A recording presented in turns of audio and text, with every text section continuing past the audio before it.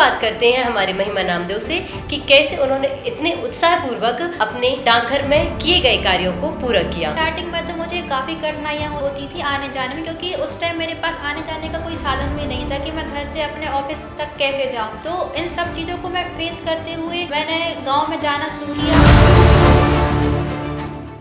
नमस्कार साथियों, मैं मानसी जैन संभागीय कार्यालय से आप सभी का हमारे इस कार्यक्रम डाकघर का बसंत लेट्स टॉक विद अचीवर्स में हार्दिक स्वागत करती हूँ। साथियों, हम हमारे इस कार्यक्रम में ऐसी प्रतिभाओं से बात करेंगे जिन्होंने पूरे संभाग में फूलों की तरह खिलकर ही नहीं बल्कि पूरे परिमंडल के ध्येयवाक्य डाक सेवा जन सेवा के सपने को साकार किया है। साथियों, आज हमारे डाकघर में सबसे अधिक युवा कार्य कर रहे हैं, इसलिए हमारा यह समय डाकघर में एक बसंत की तरह आया है। तो ऐसे ही हम हमारे इस कार्यक्रम में लेकर आए हैं कुमारी महिमा नामदेव, जो कि रजगुआ शाखा डाकघर में काफी समय से पदस्थ हैं, जिन्होंने अनेक प्रतिभाशाली कार्य किए हैं। तो आइए हम देखते हैं महिमा नामदेव के कार्यों द्वारा की गई एक छोटी सी झलक।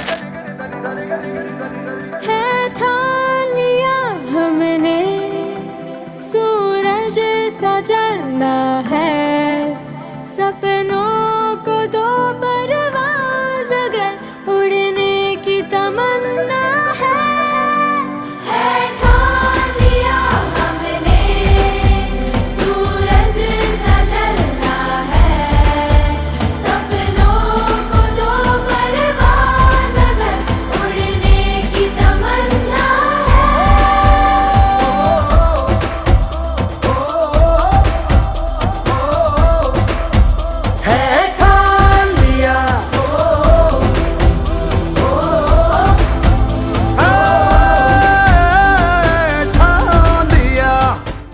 साथियों, अभी आपने हमारे साथ मिलकर महिमा नामदेव द्वारा किए गए कार्यों की एक छोटी सी झलक देखी। तो आइए हम बात करते हैं हमारे महिमा नामदेव से कि कैसे उन्होंने इतने उत्साहपूर्वक अपने डाकघर में किए गए कार्यों को पूरा किया। नमस्कार साथियों, मेरा 3 इयर्स का एक्सपीरियंस भारतीय डाक विभाग में काफी इंटरेस्टिंग रहा है। मैं खुद को लकी फील करती हूँ कि मैं भारतीय डाक विभाग के एक छोटे से गाँव रजगुआ में मुझे कार्य करने का मौका मिला। यह मेरा वर्क प्लेस ही नहीं, एक मेरी फैमिली की तरह है। महिमा, जैसा कि आपने अभी बताया कि गाँव वासियों को एक परिवार की तरह समझना चाहिए, तो हम एवं हमारे सभी साथीगण जानना चाहेंगे कि कैसे उन्हें आप अपना एक परिवार बना पाई, क्या कार्य आपने प्रारंभ किया जिससे आप उन्हें अपना आज एक परिवार का हिस्सा समझती हैं। स्टार्टिंग में तो मुझे काफी कठिनाइयाँ होती थी आने जाने में, क्योंकि उस टाइम मेरे पास आने जाने का कोई साधन भी नहीं था कि मैं घर से अपने ऑफिस तक कैसे जाऊँ। तो इन सब चीजों को मैं फेस करते हुए मैंने गाँव में जाना शुरू किया और डाक बांटना शुरू किया। जैसे ही मैं डाक मैंने बांटी तो मैं लोगों को कनेक्ट हुई, धीरे धीरे मैंने उनको समझा, तो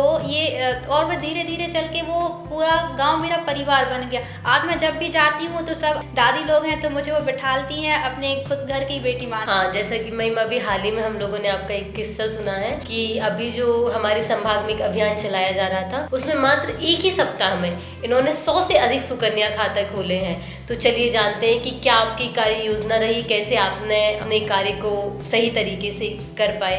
मैम, मैं आपसे कहना चाहूंगी कि जो हमारा व्यवहार है वही हमारा सबसे बड़ा साथी होता है। तो जैसा कि मैंने आपको बताया कि ये पूरा गांव मेरा एक परिवार की तरह है। तो वहाँ पे जो आंगनबाड़ी थी, केंद्र थे, इस विद्यालय थे, तो मैं वहाँ पर गई, सबसे मैंने बात की, कैंप ऑर्गेनाइज किए। तो कहीं ना कहीं पूरे गांव ने मिलकर मेरी हेल्प की इसके लिए। तो आपको कभी एक एज अ वुमेन होकर डर नहीं लगा कि मैं ये कर पाऊंगी कि नहीं कर पाऊंगी, मुझे इसमें कोई कठिनाई होगी कि नहीं होगी? देखिए, यदि हम कुछ ठान लेते हैं तो जो समस्याएं हमारे सामने आती हैं या कुछ जो रूढ़िवादिताएं हैं, तो ये सब हमें फीकी दिखाई पड़ती हैं। क्योंकि आज ऐसा है कि कई प्रतिभाएं हैं जो प्रतीक्षा कर रही हैं अपनी प्रतिभा को दिखाने के लिए। तो हमें कहीं ना कहीं इसको उजागर करना चाहिए, सामने लाना चाहिए। हाल ही में अभी पंक्ति मेरे ध्यान में आ रही है, कोमल है कमजोर नहीं, शक्ति का नाम ही नारी है। इसकी एक छोटी सी झलक हमें महिमा जी के अंदर देखने मिली। साथियों, आज डाकघर के सामने कई चुनौतियां हैं, तो हम अपनी योजनाओं को लोगों के प्रति कैसे पहुंचाएं, कैसे अपनी डाकघर की योजनाओं को लोगों को बताएं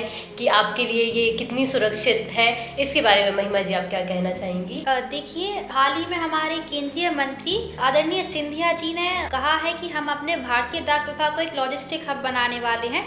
तो इसके लिए हमें लोगों से मिलना होगा और जैसा कि हमारा भारतीय डाक विभाग डिजिटल इंडिया का डिजिटल डाकघर बनने जा रहा है। बिल्कुल बिल्कुल। आवश्यकता आज मात्र तकनीक में परिवर्तन की नहीं है, आवश्यकता हमारी कार्यशैली और कार्य में एक नया बदलाव लाने की है, क्योंकि आने वाले 5 वर्षों में हमारा भारतीय डाक विभाग कॉस्ट सेंटर से प्रॉफिट सेंटर की ओर बढ़ रहा है। तो कहीं ना कहीं परिवर्तन हमें आज के अंदर लाना होगा और लोगों से जुड़ना होगा। सभी साथियों को हम यही संदेश देना चाहेंगे कि आप अधिक से अधिक गांव में जाकर लोगों से कनेक्ट होइए और उनसे मिलिए और अपने डाक विभाग की योजनाओं के बारे में बताइए। तो महिमा जी, अभी तक हमारे आखिरी क्वेश्चन हम आपसे जानना चाहेंगे।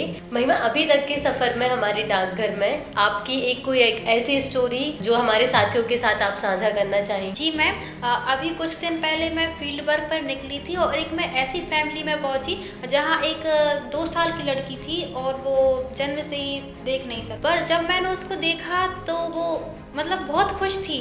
वो जो अपना काम कर रही थी, खेल रही थी, उसको कोई शिकायत ही नहीं थी अपनी ज़िंदगी से। तो कहीं ना कहीं ऐसा है कि हमारे पास भी बहुत समस्याएं हैं। जब हम कार्य करने निकलते हैं तो उन समस्याओं को नहीं देखो, जो हमारा कार्य है जब हम उसमें खुश हो जाते हैं तो वो कार्य भी कैसा भी हो तो हमें अच्छा लगने लगता है। और जैसा हमने सुना है, भारत बसता है गाँव में, चलो चलें हम गाँव चलें। तो हमारा भारत हमारे गांव में है। हमारी संस्कृति, हमारी जो सभ्यताएं हैं कहीं ना कहीं हमें गांव में देखने पहले मिलती हैं। तो ऐसा नहीं है कि हमें आज गांव मिल गया है तो हम ये सोचे कि हम गांव में जॉब कर रहे हैं। ये हमारे भारत को समझने के लिए सबसे अच्छा माध्यम है, कहीं ना कहीं मैं ऐसा मानती हूँ। बिल्कुल महिमा जी, डाकघर में आज सबसे अधिक युवा काम कर रहे हैं और वो भी ग्रामीण क्षेत्र में ही है। हम सभी कहीं ना कहीं गाँव से निकल कर आते हैं और उन्हीं गाँव के साथ मिलकर अपने कार्यक्रम को आगे बढ़ाते हैं।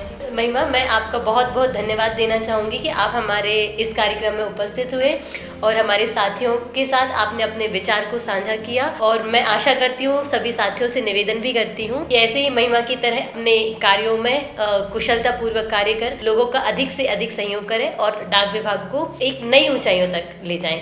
धन्यवाद।